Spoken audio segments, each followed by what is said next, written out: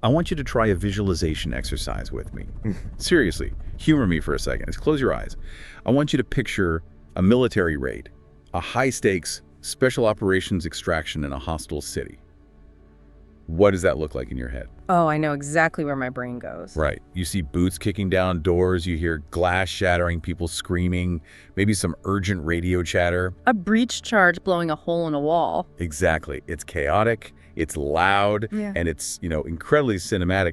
It's basically the third act of every action movie we've ever seen. It's a very vivid image. It's also, and this is according to the documents we have in front of us today, completely wrong. Wrong cow. Or, to be more precise, if you are seeing that image, you are looking at a raid that has gone terribly, terribly wrong. And that is the hook for today's deep dive. We are looking at a fascinating breakdown of Operation Caracas. Specifically, we're analyzing a source titled The Raid Without the Noise. And the big takeaway here, the thing that really changes your perspective, is that the hallmark of a perfect mission isn't shock and awe. It's silence. It's silence. And we aren't just talking about, shushing people in a library style of silence. We're talking about a silence that comes from a very specific type of competence. The source material argues that if you are hearing noise, if you are seeing drama, it means the plan has already failed. Which is just a wild concept. So today, we're going to unpack the anatomy of this perfect raid. We're going to look at why creative planning stops the moment the mission starts, why speed is actually a trap, and what the scariest part of an operation like Caracas is the story that doesn't happen. So let's get into it. Yeah. The source starts with this idea of operational silence. Help us define that, because to me, silence just means nobody is talking. It's much deeper than that. The source describes operational silence as a lack of signal. In a movie, silence is a narrative tool. It's used to build tension before something happens. It's jump scare. Exactly. But in a tactical reality, like what they describe in Caracas, silence is the result of discipline. It exists because there is simply no room left for improvisation. That's a heavy phrase. No room left for improvisation. I have to push back on that a little, though. In almost every other high performance, field business, sports, even art, we're taught that improvising is a strength. Thinking on your feet, agility. Right. We value that. So why is that a liability here? That's a great question. In a boardroom, if you improvise, you might spark a brilliant new idea.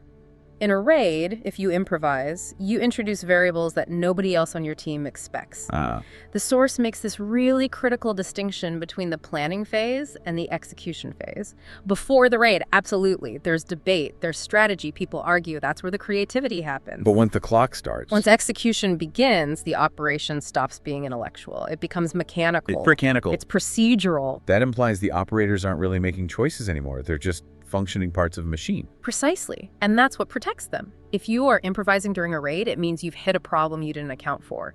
It means the machine is broken. So that silence the source talks about. It's the sound of everyone knowing exactly what to do, to the point where communication is almost redundant. If I have to tell you to cover the left flank, I've already wasted 3 seconds. In a perfect raid, you're already there. Okay, so let's talk about how this machine actually turns on. Because this was another one of those moments where I had to check my assumptions. I'm picturing a go signal, a flare, a code word. A synchronized watch moment. Yeah. But the source says Operation Caracas didn't have a start that was visible to the outside world. And this brings us to the concept of continuity versus shock. The common belief, and again, this is trained into us by Hollywood, is that you want to shock the system. You want to overwhelm the target so fast they can't react. But this breakdown argues that shock is actually counterproductive. Why? Wouldn't you want to make the target freeze? Sometimes, but shock also alerts people. It wakes them up. It triggers a fight or flight response. The goal in Caracas was continuity. Continuity? They wanted the environment to remain undisturbed for as long as possible. The source mentions some really specific details. Traffic continues to flow. Communications networks stay normal. Everything behaves exactly as it's supposed to. It's like, have you ever been in a crowded room and you didn't realize someone had entered until they were standing right next to you? That's the feeling. It's about merging with the baseline noise of the environment. It's creepy, but it's effective. It really is. The source says there is no single moment anyone can point to and say, that is when it began. The movement of the operation blends perfectly into the existing routine of the city. It's camouflage, but not just visual camouflage like wearing green in a forest. It's behavioral camouflage, Exactly. which seems so much harder to pull off than just rushing in with guns blazing. And speaking of rushing, let's get into the physics of this. This is where the transcript gets really technical in a cool way. Yeah. It brings up this idea of friction. Yes, this is a crucial concept for understanding why things go wrong. So normally, I'd think speed is life. You hear that all the time. Violence of action. You want to get in and get out as fast as humanly possible. Right. But the analysis here corrects that. They say fast doesn't mean rushed. It means controlled momentum. What's the practical difference? The difference is a concept the source calls overlap. It uses overlap to explain why speed traps are so dangerous. Imagine you have a 4-person team moving through a narrow hallway. If everyone tries to move at maximum sprinting speed, what happens? They bump into each other. They get stuck in the doorway. Their gear gets snagged on something. Exactly. That physical bumping, that is overlap.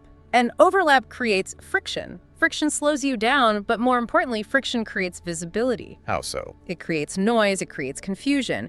If you stumble, you make a sound. If you get stuck, you present a stationary target. So by trying to be too fast, you actually become slow and loud. It's the paradox of speed. The argument here is that the raid moved deliberately. To an outsider watching on a security camera, it might have almost looked slow. But because every action was timed to avoid that overlap, the overall momentum was just unstoppable. It's the difference between running down a hill and stumbling versus walking down purposefully.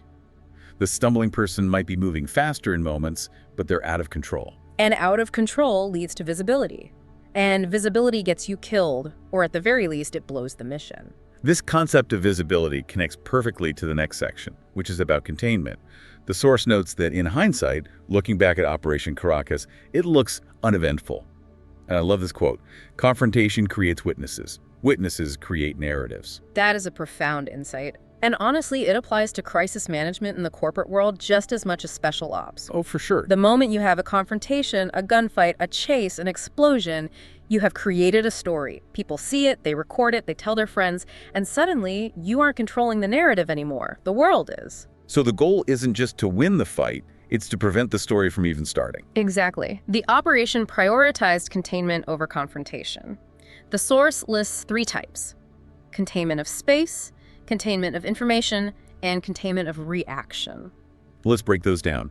Containment of space seems straightforward, locking down the area physically. Perimeter security. Right, but doing it in a way that doesn't look like a lockdown. If you put up police tape, you've failed containment of information. You've just signaled something is happening here. Ah, okay. So containment of space in this context means controlling who enters and leaves without making it obvious that control is being exerted. Okay, so that's space and information. What about containment of reaction? That sounds more psychological. It is. Even if someone sees something, let's say a civilian looks out a window, you want to manage their reaction so they don't escalate it. You want them to think, oh, just a maintenance crew, or just a delivery truck, not we are under attack. Right. If they pick up the phone to call the police, you have friction. You have a witness creating a narrative. It's the nothing to see here strategy, completely weaponized. It creates a paradox, which the source highlights beautifully. If an operation like this is executed perfectly, it looks anticlimactic. That's the part that gets me. We are trained to think that a good battle is a hard-fought one. We give out medals for heroism under fire. But the source here says chaos is a failure condition. Right. If there are people running and screaming, you didn't do it right.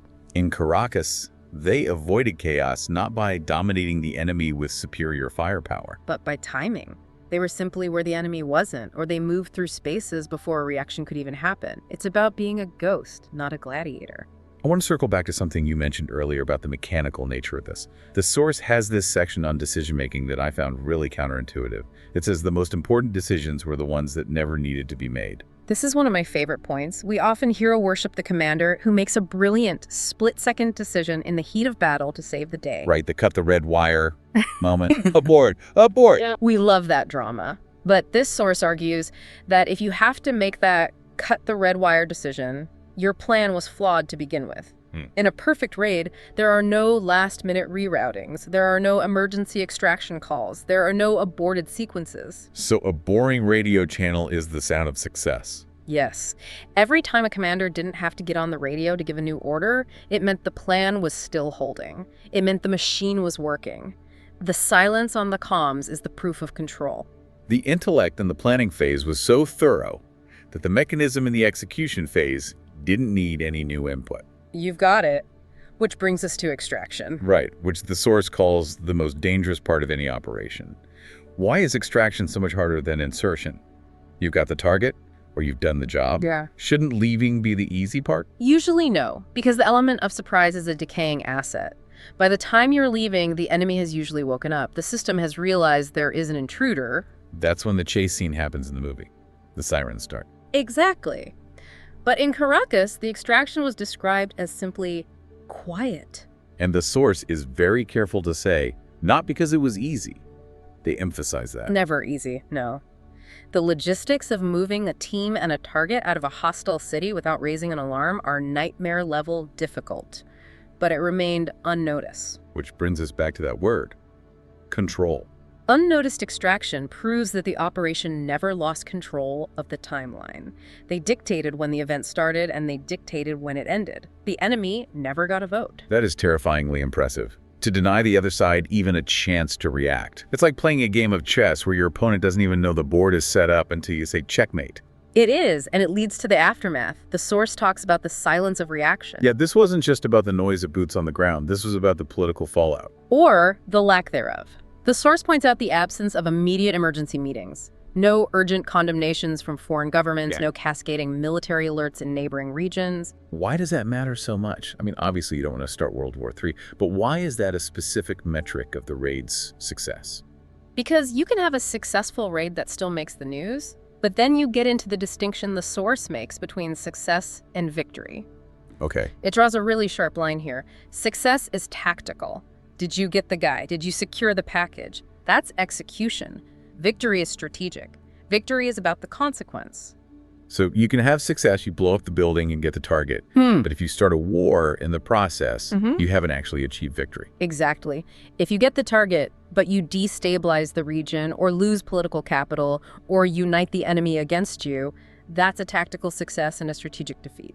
Victory is about the long game. And consequences, as the source notes, don't show up right away. They unfold on a different timeline. By keeping the raids silent, by denying the world a spectacle, they bought time. They controlled the political narrative just as effectively as they controlled the tactical space. It's the cost that doesn't appear on the maps. The source talks about legal debates, precedent shifts, political maneuvering. These things happen in the shadows, months or even years later. And that's why the raid itself is only one small part of the story. The physical act is just the stone thrown into the pond. The ripples are the real story. But in Caracas, they managed to throw the stone without making a splash. And that leads us to the open loop at the end of the source material. It hits us with a bit of an uncomfortable truth. It says the raid wasn't dangerous because of what happened. It was dangerous because of what could have happened. This is the what-if factor. We look at a clean, silent operation and think, oh, that went smoothly, must not have been that hard. Right. We forget that at any single second, one instance of friction, one stumbling soldier, one barking dog, one unexpected phone call could have unraveled the whole thing into a catastrophe. The source teases episode 6, if it had failed. And I think that's such a powerful way to frame it. The silence isn't just a lack of noise, it's the absence of disaster. That's the haunting part of history, isn't it? We study the wars that happened. We study the disasters that occurred. We rarely study the catastrophes that didn't happen because a plan held together perfectly. It really makes you wonder. We're going about our daily lives stuck in traffic, drinking our coffee, scrolling on our phones. How many times has the world been on the brink of something terrible, but a team of people somewhere operating in total silence just kept it mechanical? We will likely never know. And if they did their job right, we aren't supposed to know. That is the definition of the perfect raid. It is. That is a wild thought to leave you with. We often look for heroes who save the day with a bang. But maybe the real masters of the craft are the ones who save the day without us ever looking up from our desks. The ones who ensure the story never even happens. Exactly. That's all for this deep dive into Operation Caracas and the Sound of Silence. It really changes how you watch the news. Or maybe how you listen to the quiet. Thanks for listening. Stay curious.